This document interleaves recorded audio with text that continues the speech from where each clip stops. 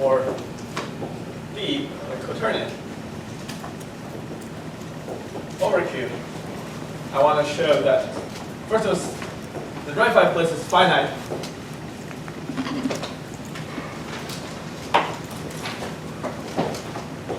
And the cardinality is even.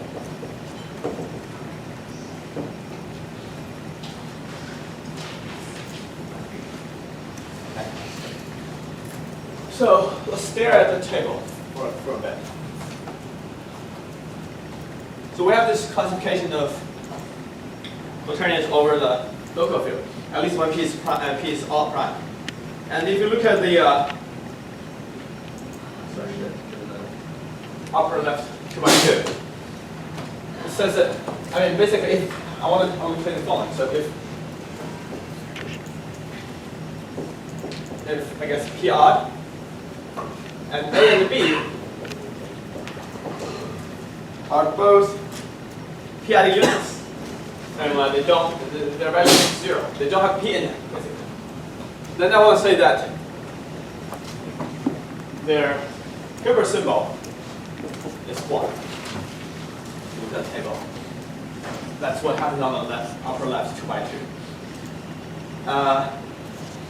So that, or put another way, if you look at sort of the quaternion with this property AB, that's just the matrix.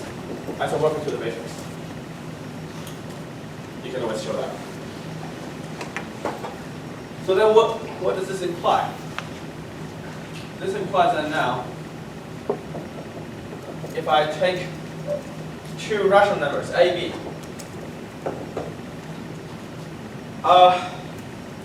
I want to say that for most of the prime P, it doesn't divide the numerator denominator of A and B.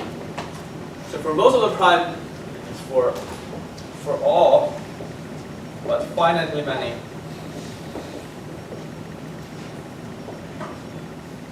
prime P.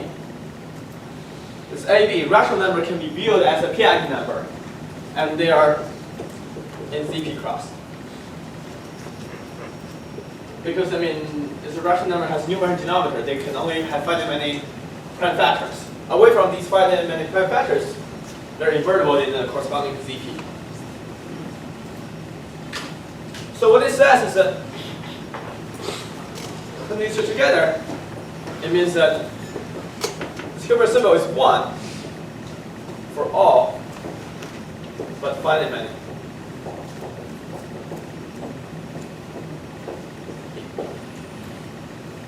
So that checks the finiteness.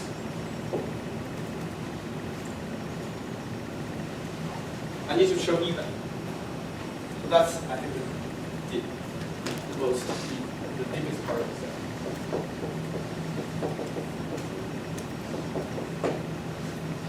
Distribution form. It's called Hilbert platform or Hilbert reciprocity. So for if I have 2 rational numbers, I want to know the set of places of the corresponding quaternion where they ramify, where they don't isomorph the matrix. So this thing says, this product formula says that if you take the product for all places of Q of the Hilbert symbol at the corresponding place, the product. I mean, first of all, this is, each one of this is plus minus 1, so the product will be, again, a sign. Experiments is always sort of 1. Let me make a really quick remark that suppose that it's going to be an infinite product, which I take the product of all the places, infinite many primes. But we know that this A, B, P in this Hilbert symbol is 1 for all but finite many P. So if it's 1, you don't have to really take it. You don't have to really multiply it. So really, this is actually a finite product. And what this implies is that you take product finite many plus minus 1s. That means the number of minus 1s is really even. That's how you get 1. And what's the number of minus 1s? This is the same as the number of the ramified places, as we defined earlier. Yes? Can you remind me the pivot symbol for the infinite place? Yes. So we'll use that later. So I'll just write it down here. So how about this? So 2 plus it. Okay. So 1 over 1 if A is positive or B is positive. Negative 1 only if both are negative. I want to write plus 1, for example. Yes?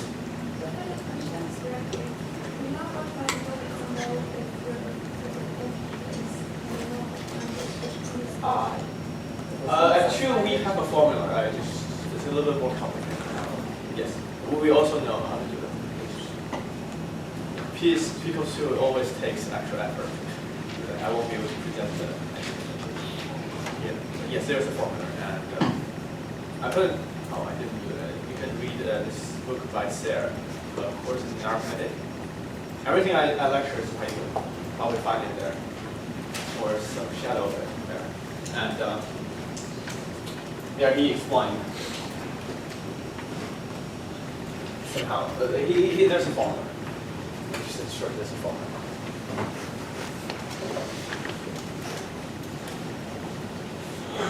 So all these things we can find, but the problem is that for arbitrary A and B, we want to prove this global function. Proof goes as follows. First of all, we note that the left-hand side is by multiplication.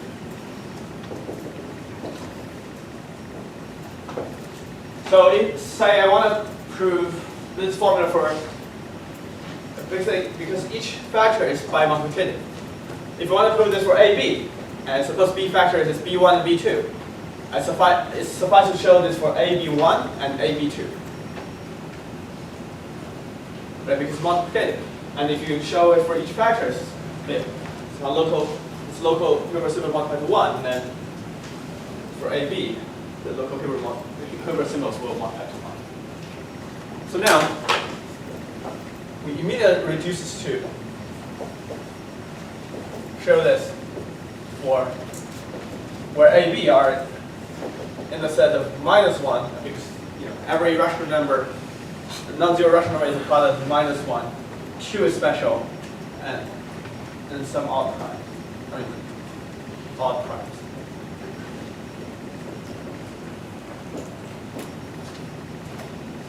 You just need to really kind of exhaust all these cases and really just exhaust all. The main reason you have to kind of make this trouble is because it's 2. So let me do a easy. So the first case, when A equals 1, A equals B equals -1.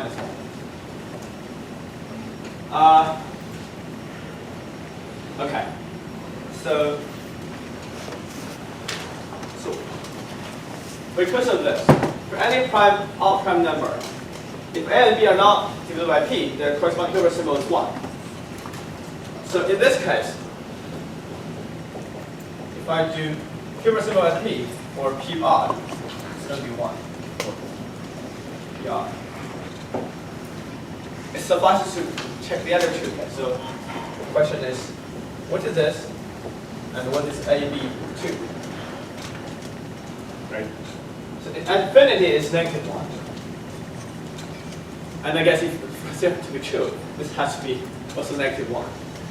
Of course, I didn't get time to actually do the computation, and if you go down to the computation, you can actually check the second -1. So theorem checks in this case. Maybe I'll give a kind of a working formula for the Hilbert symbol at 2, so we can use later. Take it as fact. And if A and B in actually Z2 cross, neither A or B are divided by 2, then the Hilbert symbol is equal to, it's not it's not 1. So it's slightly, you see, it's slightly different from the case of the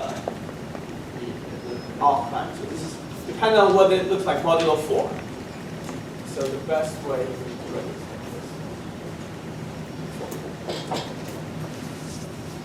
So if they're both common to 1 mod, so if one of them is common to 1 mod 4, the hero symbol is 1. If both of them are common to 3, the hero symbol is negative 1. So that's the case when both of them are common to 3 modulo 4. So that's hero symbol is negative 1. And of course, you have to check list of places.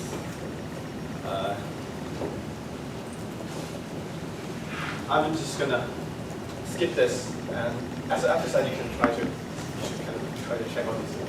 So from case 2 to 6, you're gonna check the following list. For example, -1, 2 versus 2, or -1 versus a prime. It's an odd prime, and you have to check, I don't know, 2 and 2, and 2 and the odd prime. And there are also cases where both of them are the same odd prime. For those 5 cases, enumeration. Check one out. I wish there's a better way. But I mean, you see, these are somehow relatively easy checks. This last case I want to emphasize, where A and B are prime numbers, but they're different odd prime numbers. P and L are P not equal to L, but they're both odd primes. And let's check this last case. So what do I know in this case? I'm going to plot it over all the places, right? If the place is not, it's a third prime, a third odd prime, different from P and L, the hero symbol is 1. Right, so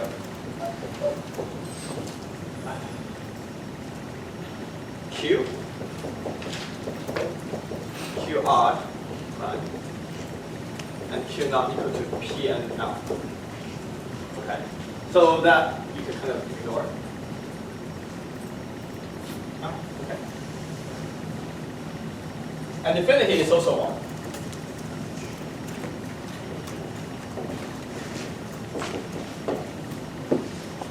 So what else? I have to check 3 more things so that I can compute the product.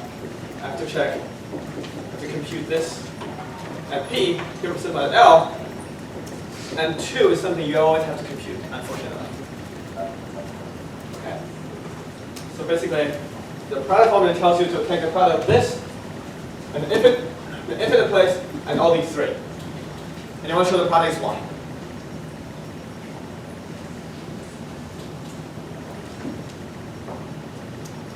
Very quiet. We should be quiet. We are talking.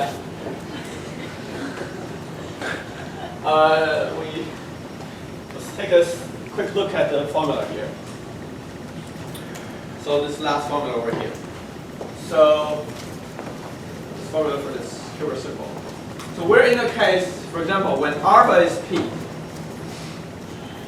So ignore this. So A is P. So alpha equals 1, and U is 1. And B is a unit. Right? For example, PL and P. So A will be P and B will be L. L is prime to P. So we're in the case that, so A is just P and B is, there's no beta. Beta is 0 and alpha is 1. Okay? So if beta was 0, it's something 0's power that's 1. So this term can be completely killed. And if beta was 0, then this term is also killed. Right? So just left with the correct symbol V over P. So that's just L over P to the first power. Okay? If you didn't see that, sorry. Sorry, it's questions. Same here. If you do it at L, you get quadratic symbol P over L. At 2 is always weird. It's that whatever. Yeah, weird.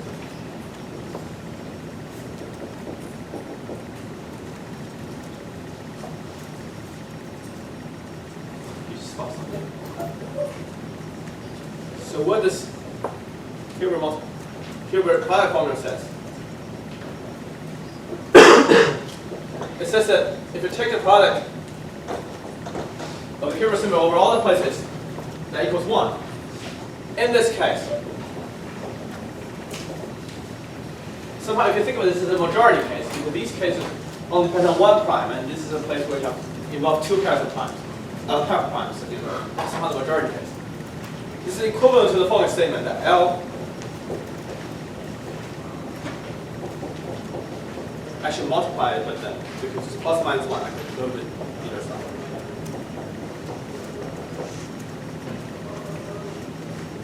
This is a Gauss quadratic reciprocity.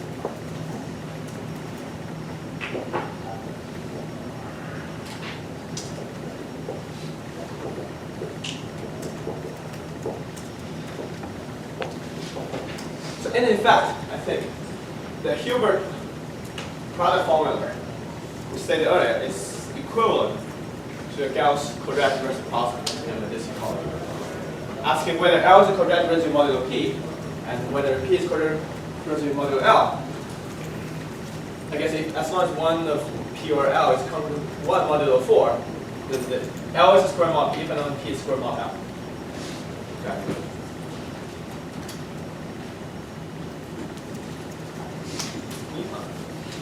How do we prove the second one? How do we prove the Gauss quadratic reciprocity?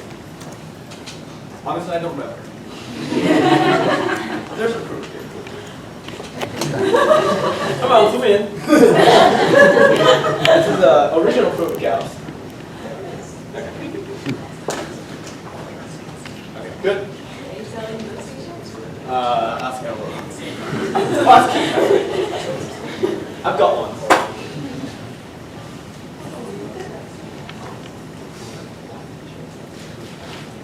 So we consider that done, because there was a proof. There's a proof here.